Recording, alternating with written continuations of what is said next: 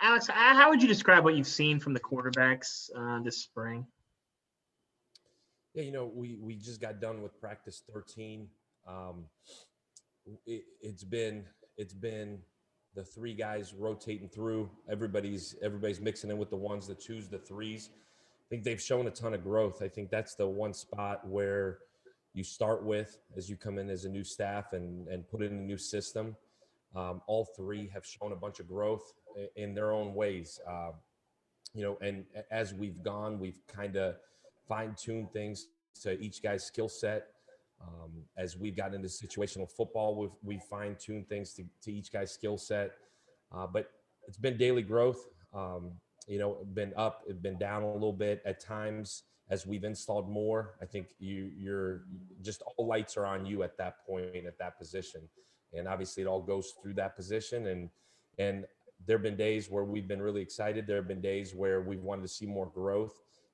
But individually, all three of those guys have done a really, really good job of soaking it in, getting better every day, not making the same mistake twice, which we've really, really hit home at every spot, that one specifically, and commanding the offense and commanding that group. So been really proud of what those guys have done, where they're at, and where they're heading. And Coach, as you prepare to wrap up spring practice, how's the offense getting to the speed and the tempo that you want them to execute with? Are they where you'd hope they'd be at this point of the year? Yeah, Teresa, good question. We started with that, the base fundamental of how we play and how we want to push the tempo and how we want to play from snap 1 to snap 105.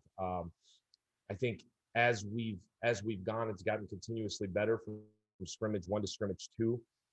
It really improved, and every single day I think it's really improved. It's not where we want to be yet. I think as guys think less and are able to just go play, I think as installation stops and they get to sit back and look at the actual concepts as they're in.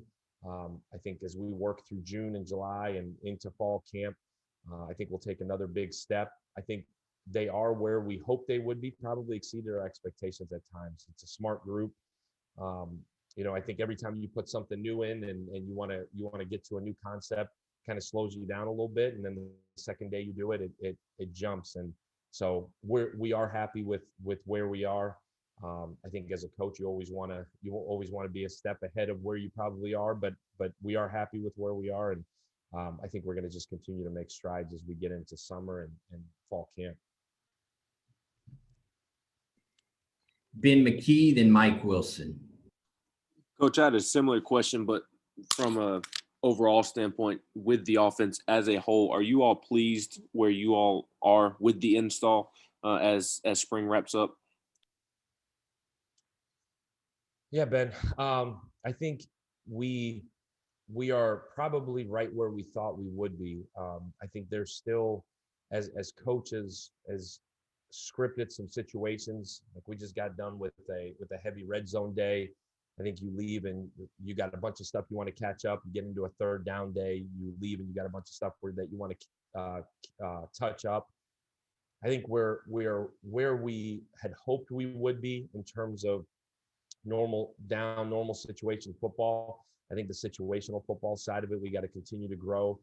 I think just guys understanding the game better, understanding what we're trying to get done in certain situations. That's the part that if we need to grow in a big way, that would be it. And I think that just takes time. And not that we have a built-in excuse of when we got here, but that's where you always feel behind as the coordinator, that you're not getting enough situational work. And coach has done a really good job of presenting those opportunities to us. And now it's time to learn from what we've gotten and capitalize on those opportunities. That's probably the one area that we've got to really hammer home as we get into fall camp. Yeah, Alex, you said that all three quarterbacks have shown a bunch of growth in their own ways. What are the ways that each of those three guys have grown this spring to you? Yeah, I think just as a group have shown the ability to operate within the system. Getting the call, communicating a call, getting to their reads as fast as they can, getting through their run read progressions and their pass progressions. I think just when I say growth, just daily, their process of how they approach, how they learn, how they approach, even just sitting in the huddle off the sideline and how they're able to handle themselves. I think the more they learn, the more they understand what we're trying to get done, the more confidence they'll have. And that where they've probably grown the most is just the confidence to be able to operate within the system. I think only then can you really go and be yourself and really highlight what you can do. They're different. They're certainly different. And so it's on us to continue to learn how they're different, who ends up taking that first snap when we line up in September, and us putting a game plan together to capitalize on that guy's strengths. I don't know if that answers your question. Brent Tubbs, then Patrick Brown. Yeah, two questions, Coach. One, where would you rate or what would you say is the confidence level of this unit as you leave spring compared to what it was when you started? And two, what did you learn most about this unit the last 13 practices? Brett, from a confidence standpoint, I think anytime you come in as a new staff and a staff where you take over an offense that didn't have just an overwhelming amount of success a year ago, I think that's what you're always fighting is making sure you're coaching really hard, you're coaching details, but you're staying positive. I think the confidence has certainly grown as they've learned and understood what we're trying to get done. I go back to kind of what I said earlier. I think as you put new things in, you take a step back, you adjust mistakes, then you take a step forward. I think we've taken more steps forward than we've taken back from a confidence standpoint. Every time we've been able to go out in team situations, scrimmage situations, we've kind of left there with either we've executed at a really good rate or we haven't. And the situations where we haven't, we've really done a good job as a coaching staff of sitting them down, teaching them where it went wrong, and being able to coach it without being negative in any way. That's been a really, really big challenge from Coach Hype for us, is to stay positive and coach at a really, really high intensity, yet be really, really positive with the group. The days where we walked off the field and had a bunch of success, we've shown that, sat them down and showed them why they had success. I think the biggest reason for our level of success that we're going to continue to have forward is the fact that we're trying to be the same every single day. It's a process-oriented offense. There's a system to why we do it, to how we do it, and everybody understands their role within it. But we've been extremely positive with the guys to instill confidence. We've been able to show them when it's good, when it's bad. And I think it's an intelligent group of young guys. They're here for a reason. They're intelligent, they're talented. It's our job to bring the best out in them. And so we continue to challenge them to be the best versions of themselves every day. And I think as they continue to learn what they're doing, confidence will be bred through that. I think anytime you know what you're doing or you know what you're expecting to see, you're going to be able to play it at a really high rate with a bunch of confidence. Be honest with you, your second question, I forgot. What did you learn about this unit through 13 practices that you didn't know when you started? Yeah, I think it's a really prideful unit. I've learned that the more you feed into them, the more you pour into them, I should say, the more you're going to get back. There are a bunch of guys that really care, a bunch of guys that want to be coached. There are a bunch of guys that are still feeling us out as coaches. You know, we're 3 months into this. I think there's still situations that come up where they want to see how we'll react. And like I said, the biggest thing for us has been to be the same every day. Come in, be incredible teachers, hold them really, really to a high standard, hold them accountable in everything that they're doing, and let the end result be what the end result will be. I think the biggest part of our teaching has been the process of getting to a level where you can be an elite offense. I think young people right now, they want instant gratification. They want it now. They want to see the end result now. And it's just been us as coaches, me in front of the group, explaining and continuing to hammer home that it's a process, that we're going to get better one day at a time. It starts with individual work, it goes to group work, then it goes to teamwork, then it goes to situational football, and then it's rewinding it all the way back to how you study, how you prepare, how you sleep, how you eat, how you take care of your body, how you attack your academic work. We have attacked every single part of their lives. And as we continue to build trust with them and they continue to build trust with us, I think we're only going to continue to grow. But I've learned that they're a hungry group. I've learned that they need us to continue to push the confidence factor with them. And they're hungry to learn. They're hungry to be really good. They're hungry to be great. It's just learning how to get there and the process it takes to be an elite offense, to be an elite human being, to be an elite student athlete. And we're continuing to hone in on our process, and we're continuing to hone in on teaching them how to do it. And as long as they keep soaking it in, we'll get to where we want to get to eventually. Hey, Alex, apologize for another two-parter for you. First, just what have you kind of evaluated your running back group with some of the guys you got there with Jabari, D? Have you got to see anything from Tyon and some of those guys? And the second part, you've got some experienced tight ends, but also got a freshman there, and Miles Campbell. How have you kind of seen his growth and development, and what do you like about him over the course of getting to watch him in the spring? Yeah, Patrick, the running back group, we've continued to roll a bunch of guys through there to see, similar to the quarterback situation, see what each guy's skill set is, who can continue to be an every down back for us. We've seen a bunch of growth from Jabari, a young man that we hadn't seen a lot on film. He's continued to take daily strides, both as a back in the backfield, as a receiver, out of the backfield. He's got to continue to grow and become a complete back in terms of pass protection and catching the football. Been really happy with him. D has continued to grow. Tyon Evans got banged up there early, has been able to come back and was able to scrimmage last week. It was really good to see him. I think his future is incredibly bright. I think he's going to continue to push for that spot and a variety of different roles within the program. We got to continue to figure out in that position who are one through whatever that number may be. We're continue to push that group. I think Jerry Mack's done a really good job of rolling those guys, letting them all go with the 1-0 line, with the 2-0 line. But I think as we leave spring, that's a spot that we need to continue to figure out exactly where our depth is and in what order and what each one of those guys can really do. There are a bunch of guys that hadn't played at this level, and we're continuing to put those guys in situations where we got to figure out who and in what order. But in terms of the depth, there's a bunch of guys that are capable, and it's on us to continue to develop them over the next 4 months. That room needs to and will continue to grow up.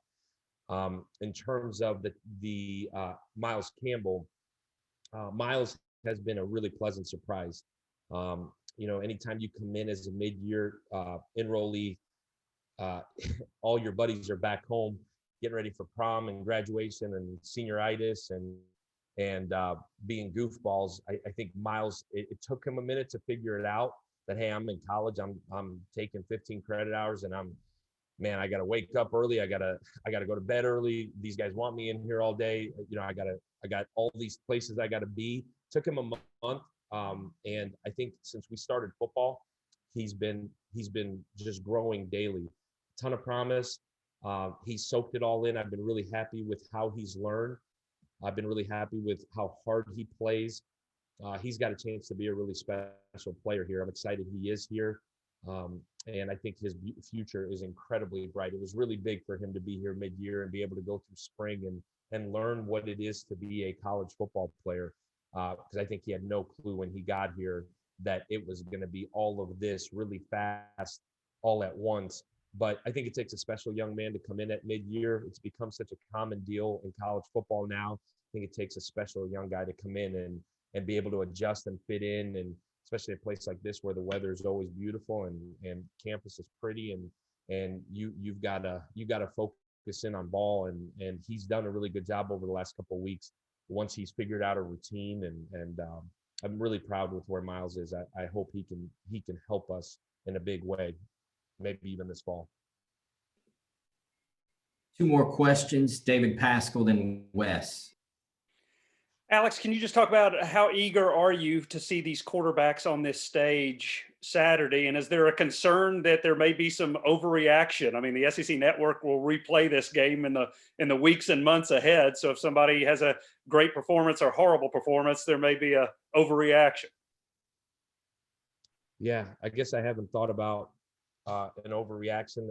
I've really just thought, and not to minimize your question, for us, it's going to be a scrimmage.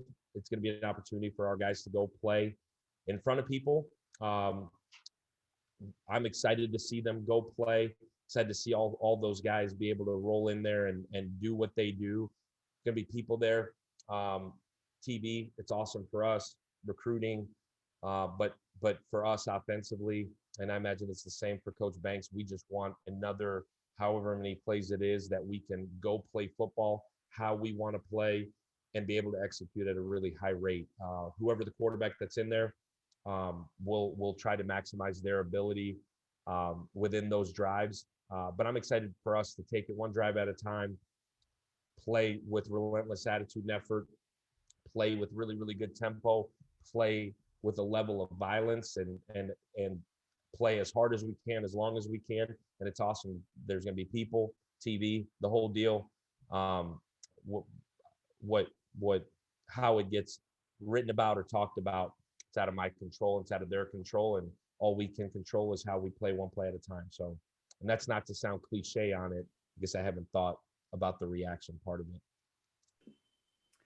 Yeah, Alex, from the outside looking in, when you look at kind of the numbers there at receiver, it seems like there's a lot of good athletes there. You got maybe 6, 7, 8 guys who look like they can be guys who could make some plays. Are you seeing some definition in those roles now? Are you seeing some guys start to separate themselves in terms of, hey, like we're going to have to get this guy the ball?